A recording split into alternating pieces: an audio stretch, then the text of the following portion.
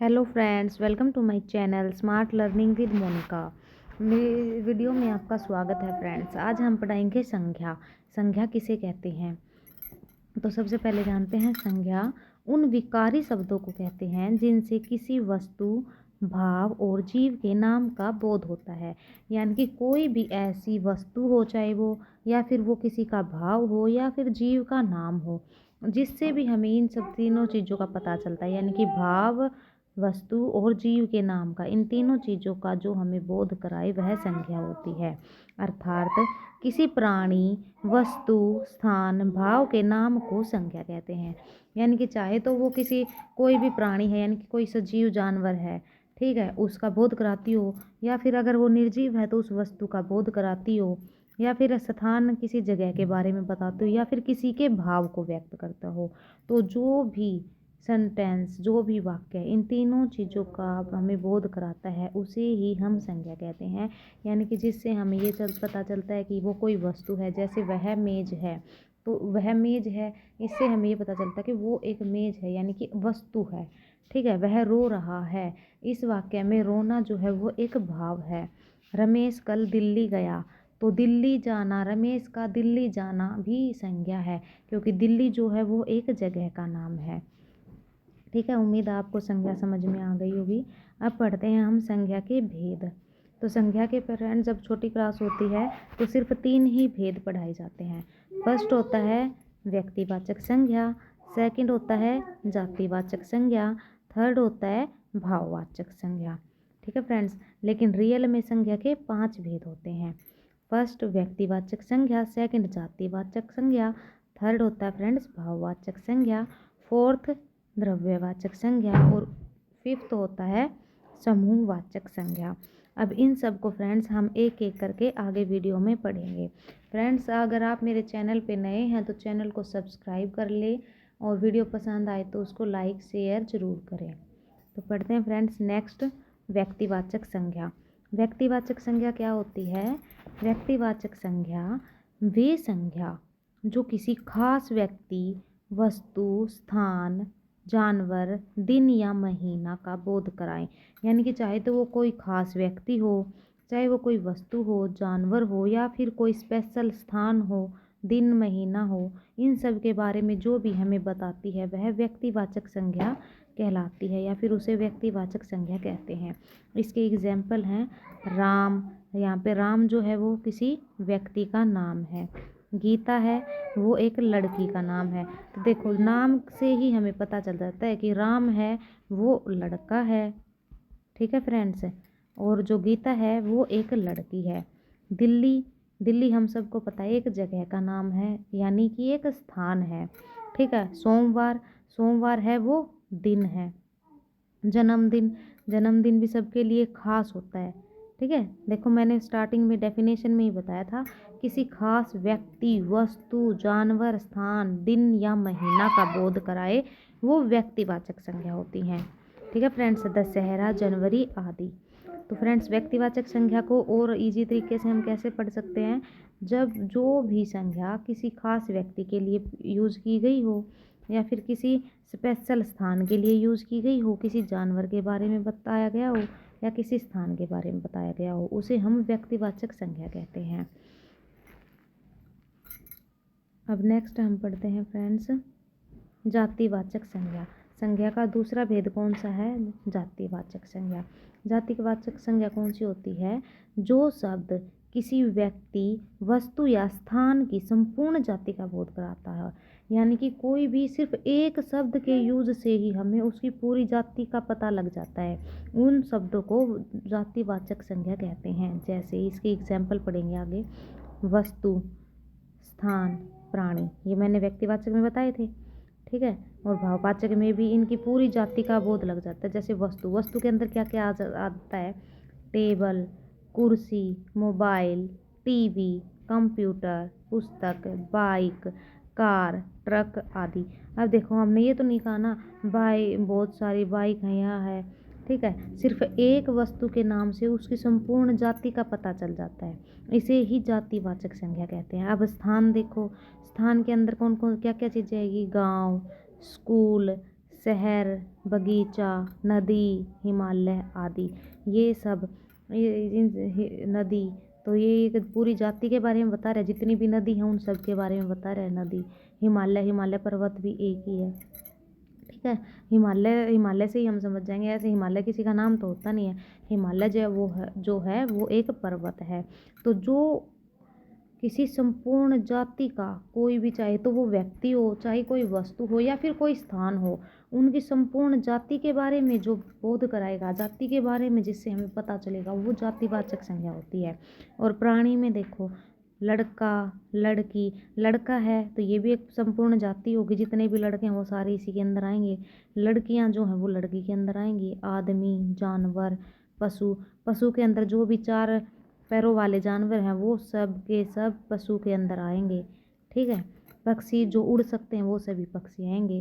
गाय, जो गाय होते हैं वो सारी इस गाय कैटेगरी के अंदर आएंगे। तो संपूर्ण जाति का बोध कराते हैं। अभी सिर्फ एक शब्द से ही गाय से ही हमें पता चल गया, हाँ भी जितनी भी इस संसार में गाय हैं, चाहे वो किसी भी जाति की हो, किसी भी नस्ल की हो, तो उनकी जाति एक ही है, गाय।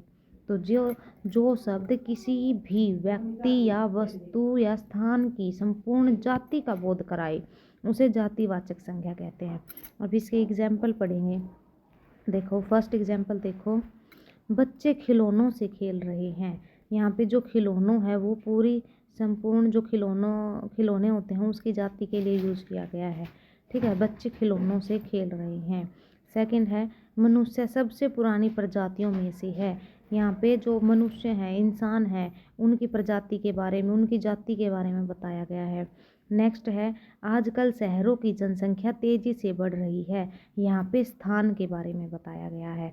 देखो फर्स्ट एग्जाम्पल में वस्तु के बारे में बताया गया था, ठीक है। खिलौना वस्तु है, वस्तु की जाति का बोध करा रहा है। यहाँ पे मनुष्य सबसे पुरानी प्रजातियों में से है। यहाँ पे मनुष्य जो है वो मनुष्य जाति के बारे में बता रहा है।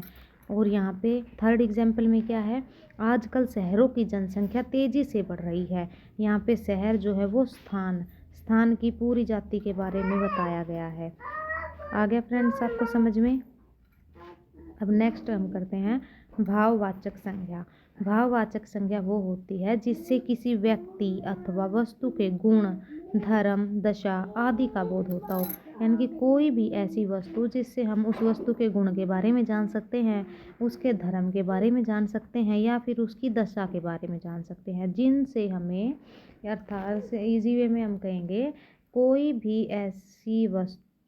ऐसी वाक्य या कोई भी ऐसा शब्द जिससे हमें किसी व्यक्ति के बारे में, उसकी वस्तु के, वो किसी वस्तु की, कोई भी व्यक्ति है या फिर कोई वस्तु है, उसके गुण, उसके धर्म और उसकी दशा के बारे में पता चलता है, उसे हम भाववाचक संज्ञा कहते हैं। जैसे मित्रता के अंदर क्या होता है, एक भाव होता है, दोस्ती वाला भाव होता है, अपनापन, ठीक है। चतुराई, ये उसका भाव है क्योंकि वो बहुत ज़्यादा दिमाग से काम लेता है, ठीक है। खटास, यहाँ पर खट्टापन जो है वो उस चीज़ का भाव है। जैसे दही होती है वो खट्टी होती है, तो दही का भाव हो गया खटास। थकावट, कोई इंसान काम करके थक जाता है, उसे वो थकावट, तो यहाँ पे थकावट उस थके हुए व्यक्ति के भाव को व्यक्त कर रही है कि ये इंसान थका हुआ है। चाल, तो फ्रेंड्स इजी वे में हम यही कहेंगे, जिस भाववाचक संज्ञा वो होती है जिससे किसी व्यक्ति अथवा वस्तु के गुण, चाहे तो वो व्यक्ति हो या फिर कोई वस्तु हो, उसके गुण के बारे में हमें पता चलता हो, उसके धर्म के बारे में पता चलता है या उसकी दशा के बारे में पता चलता है। जिस भी वाक्य से हमें किसी व्यक्ति अथवा वस्तु के गुण, धर्म, दशा का पता चलता है उसे ही हम भाववाचक संज्ञा कहते हैं। जैसे मित्रता, चतुराई, खटास, थकावट, चाल आदि, ये इसके एग्जाम्पल हैं फ्रेंड्स। नेक्स्ट हम पढ़ते हैं द्रव्यवाचक संज्ञा। द्रव्यवाचक संज्ञा क्या होती है, देखो अब हम पढ़ते हैं, वह शब्द जो किसी तरल, ठोस, अधातु, धातु, पदार्थ, द्रव्य आदि का बोध कराते हों, जो उन्हें द्रव्यवाचक संज्ञा कहते हैं। द्रव्यवाचक संज्ञा के अंदर फ्रेंड्स जो ठोस होते हैं, चाहे तो वो लिक्विड फॉर्म में हो, चाहे वो ठोस हो, चाहे धातु हो, चाहे अधातु हो, ठीक है, इन सब चीज़ों के बारे में जो हमें बताती है वो द्रव्यवाचक संज्ञा कहलाती हैं। द्रव्यवाचक संज्ञा अगणनीय होती हैं, यानी कि जो द्रव्यवाचक संज्ञा होती है ना उनको हम गिन नहीं सकते, उनको तोल सकते हैं या वैसे माप सकते हैं। इन्हें ढेरों के रूप में तोली या मापी जाती है। ठीक है, इनको हम एक एक करके गिन नहीं सकते, इनको हम तोलते हैं या फिर मापते हैं। जैसे कि एग्जाम्पल क्या क्या होंगे, पानी, घी, तेल, कोयला, चांदी। यहाँ पे देखो पानी, घी, तेल ये सब लिक्विड चीज़ें हैं, द्रव्य हैं। ठीक है, कोयला, चांदी, सोना, कोयला है ये ठोस है, चांदी, सोना ये सब धातुएं हैं। फल, सब्जी, हीरा, लोहा, चीनी आदि द्रव्यवाचक संज्ञा कहलाती हैं। ठीक है फ्रेंड्स, आपको समझ में आ गया होगा।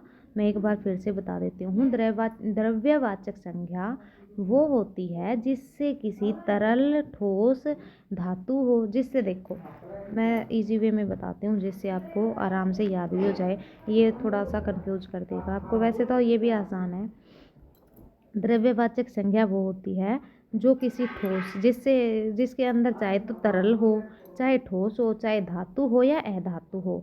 ठीक है, इन सब चीज़ों का जो हमें बोध कराते हैं वो द्रव्यवाचक संज्ञा कहलाती हैं। और द्रव्यवाचक संज्ञा की एक खासियत और होती है, जो द्रव्यवाचक संज्ञा होती है उसको हम गिन नहीं सकते, उसको हम तोलते हैं। तो फ्रेंड्स, आपको इजी वे में याद करने के लिए ये एक बहुत ही अच्छा एग्जाम्पल है कि जिस भी चीज़ को हम गिन नहीं सकते, जिसे हम तोल सकते हैं, वो द्रव्यवाचक संज्ञा के अंदर आएंगी। जैसे जो भाववाचक संज्ञा था उसके अंदर हम किसी के भाव को, धर्म को, दशा को देखते थे। ठीक है, उसी तरीके से द्रव्यवाचक संज्ञा में जिसको हम गिन नहीं सकते वो द्रव्यवाचक संज्ञा होती हैं, यानी कि उसे तोलना पड़ता है। जैसे पानी है, पानी को हम गिन थोड़ी ना सकते हैं, पानी को हम तोलेंगे 1 लीटर 2 लीटर। घी है वो किलो के हिसाब से तोला जाएगा। ठीक है, इसी तरह से इन्हें गिना नहीं जाता बल्कि इन्हें मापा या फिर तोला जाता है। ठीक है फ्रेंड्स, अब इसके एग्जाम्पल करेंगे। एक फर्स्ट एग्जाम्पल है, मैं पानी पीने के लिए जा रहा हूँ। यहाँ पे पानी जो है वो द्रव्यवाचक संज्ञा है। नेक्स्ट है, सोने का रंग सुनहरा होता है। यहाँ पे देखो सोने के बारे में बताया गया है। सोना जो है एक धातु है। ठीक है, और मैंने क्या बताया था, कोई भी चाहे वो धातु हो चाहे अधातु हो, चाहे ठोस हो चाहे तरल हो, ठीक है, वो सब द्रव्यवाचक संज्ञा के अंदर आते हैं। नेक्स्ट है, मुझे फल बहुत पसंद हैं। यहाँ पे फल है वो सब फ्रूट्स हो गए, पसंद आया। फोर्थ है, मैं सब्जी लेकर आया। यहाँ पे सब्जी है वो द्रव्यवाचक संज्ञा है, क्योंकि सब्जी को गिनते थोड़े ना, सब्जी को भी तोलते हैं। लोहा, लोहा ठोस है, धातु है, लोहा बहुत महंगा हो रहा है। यहाँ पे धातु के बारे में बताया जा रहा है, तो हम लोहा से ही समझ, लोहा देख के ही हम समझ जाएंगे ये द्रव्यवाचक संज्ञा है और लोहा जो है वो ठोस है। 6th एग्जाम्पल फ्रेंड्स, कोहिनूर हीरा सबसे महंगा है। जो कोहिनूर का हीरा होता है वो सबसे ज़्यादा महंगा होता है। सुनार के पास सोना है। सोना सबसे ज़्यादा किसके पास मिलता है? सुनार के पास मिलता है। आज मैंने दूध पिया है। नेक्स्ट है, आम बहुत मीठा होता है। नेक्स्ट, वह आम का वृक्ष है। यहाँ पे जो पेड़ है उसके बारे में बताया गया है कि जो आम का पेड़ है। नेक्स्ट हम पढ़ेंगे फ्रेंड्स, समूहवाचक संज्ञा। जो संज्ञा हमारी उसका 5th भेद, उसका 5वां भेद है समूहवाचक संज्ञा। देखो फ्रेंड्स, समूह प्लस वाचक, समूहवाचक, ठीक है, ये दो चीज़ों से मिलके बना है। तो इस जैसा कि हम इसके नाम से ही समझ सकते हैं, समूहवाचक जिसके अंदर ग्रुप की बात की गई हो वो समूहवाचक संज्ञा होती है। अब इसकी डेफिनेशन देखते हैं। जिन संज्ञा शब्दों से किसी भी व्यक्ति या वस्तु के समूह का बोध होता है, जैसे कि इसके नाम से ही पता चलता है समूहवाचक, तो इसके अंदर समूह का जिक्र ही होगा। ठीक है, तो जिन भी शब्दों से किसी व्यक्ति या वस्तु के समूह का बोध होता है उन शब्दों को समूहवाचक या समुदायवाचक संज्ञा कहते हैं। अगर एग्जाम्पल में समुदायवाचक संज्ञा आ जाता है तो भी आपको घबराना नहीं है, समूहवाचक और समुदायवाचक दोनों एक ही हैं। अब इसका एग्जाम्पल पढ़ते हैं। भीड़, मेला, सभा, कक्षा, परिवार, पुस्तकालय। अब फ्रेंड्स देखो, भीड़ होगी, भीड़ में भी बहुत सारे लोग होते हैं, ठीक है, इसलिए वो समूह होता है। मेला, मेले में जाएंगे वहाँ पे भी। सभा, अगर कोई सभा है उसके अंदर भी बहुत सारे लोग मिल के सभा रखते हैं। ठीक है, कक्षा जो भी हमारी क्लास होती है, क्लास के अंदर भी 30-35 बच्चे एक साथ होते हैं, तो वो बच्चों का समूह मिल के बनाता है कक्षा को। परिवार के अंदर भी किसी फैमिली में 2 व्यक्ति होते हैं, किसी में 5 होते हैं, किसी में 7 होते हैं, तो उन सब व्यक्तियों के मिलने से ही परिवार बनता है। पुस्तकालय, झुंड, गिरोह, सेना, दल, गुच्छा, दल, टुकड़ी आदि हम शब्द हमें किसी न किसी समूह का बोध कराते हैं। ये जितने भी शब्द मैंने बताए हैं, इन सब से हमें किसी न किसी समूह का बोध होता है। जो दल होता है, सेना होती है, जो सेना होती है उसके अंदर पुलिस वाले होते हैं, आर्मी वाले होते हैं, उनसे एक समुदाय का, एक समूह का पता चलता है। इसके एग्जाम्पल हैं फ्रेंड्स, क्रिकेट टीम ने वर्ल्ड कप जीता है। यहाँ पे सिर्फ एक व्यक्ति के बारे में बात नहीं हो रही, पूरी क्रिकेट टीम के बारे में बात हो रही है। जितने भी क्रिकेट के 11 खिलाड़ी होते हैं उन सब के बारे में इस एक वर्ड से ही पता लग जाता है। ठीक है फ्रेंड्स, तो यहाँ पे समूह, ये उसके समूह को दर्शाता है। मुझे 1 दर्जन केले खरीदने हैं। 1 दर्जन केले के अंदर भी एक ग्रुप की बात हो रही है, समूह की बात हो रही है। जो 12 केले होते हैं उनको इकट्ठा करने से 1 दर्जन बनता है। यहाँ पे भी समूहवाचक संज्ञा है। ठीक है फ्रेंड्स, इसलिए आप जहाँ पे भी समूह की बात होती है वहाँ पे समूहवाचक संज्ञा होती है। आप आराम से, आसानी से समूहवाचक संज्ञा को पहचान सकते हो। नेक्स्ट एग्जाम्पल है फ्रेंड्स, कल बस स्टैंड पर भीड़ जमा हो गई थी। बस स्टैंड जो है वो एक जगह का नाम है। भीड़ जमा हो गई थी, भीड़ थी मतलब एक इंसान तो वो कोई भीड़ कर ही नहीं सकता। जब 5-6 लोग, 10 लोग मिलेंगे, इकट्ठा होंगे, तब वहाँ पे भीड़ होगी। ठीक है फ्रेंड्स, नेक्स्ट है, मैंने जंगल में हिरणों का झुंड देखा। ठीक है, तो जब भी कोई जंगल में जाता है तो एक हिरण होगी तो सिर्फ ये बोलेंगे मैंने जंगल में हिरण को देखा। वहाँ पे 4-5 हिरण इकट्ठे एक साथ एक जगह दिखेंगे तो वहाँ पे ही उस जगह को झुंड बोला जाएगा। ठीक है, जब 4-5 हिरण, 6-7 जितने भी होंगे वो इकट्ठे होंगे तो उसे झुंड बोला जाएगा, यानी कि वहाँ पे समूहवाचक संज्ञा का जिक्र हो रहा है। नेक्स्ट है, श्याम के गाना को सुनते ही देखते वहाँ भीड़ जमा हो गई। श्याम ने जब गाना गाया तो वहाँ देखते ही देखते भीड़ जमा हो गई। ये था फ्रेंड्स समूहवाचक संज्ञा। आशा है फ्रेंड्स आपको वीडियो पसंद आई होगी और मैंने जो पढ़ाया आपको अच्छे से समझ आया होगा फ्रेंड्स। एक लास्ट, ये थोड़ा सा इजी वे में हो जाएगा, वो थोड़ा सा डिफ़िकल्ट था। अगर किसी को वो समझ में ना आया हो तो ये वाली डेफिनेशन याद कर लेना। नाप तोल वाली वस्तुओं जिनकी गणना संभव न हो उसे समूहवाचक संज्ञा कहते हैं। जैसे दूध, दही, चीनी, लोहा, चांदी, तेल आदि, यानी कि जिनको हम गिन नहीं सकते, उन्हें तोल सकते हैं, वो समूहवाचक संज्ञा। अब मान लो हम चीनी लेने जाएंगे, ये थोड़ी ना कहेंगे 4-5 दाने चीनी के दे दो, ऐसे नहीं होता ना। हम 1 किलो के हिसाब से चीनी लेते हैं। दही लेने जाते हैं वो भी हम 100 ग्राम, 250 ग्राम ऐसे समूह के अंदर ही लेते हैं। ठीक है फ्रेंड्स, तो नाप तोल वाली वस्तु जिनकी गणना करना संभव न हो, जिनको गिन नहीं सकते, उन्हें समूहवाचक संज्ञा कहते हैं। आशा है फ्रेंड्स आपको वीडियो पसंद आई होगी। अगर आप मेरे चैनल पे नए हैं तो वीडियो को लाइक, शेयर एंड सब्सक्राइब ज़रूर करें। Thanks for watching. मिलते हैं नेक्स्ट वीडियो में। Bye bye friends.